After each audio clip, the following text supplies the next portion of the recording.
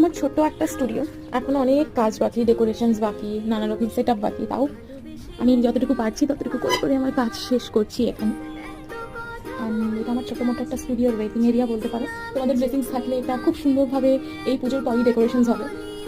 And এরপর আমার main studio, যেখানে আমি কাজ করি, ওয়ার্ক স্টেশন। তো যারা এসেছো জানো, আর যারা আমার ভিডিও ফলো করো তারা হয়তো দেখেছো আগে। হ্যাঁ, এটা আমি। আর এটা আমার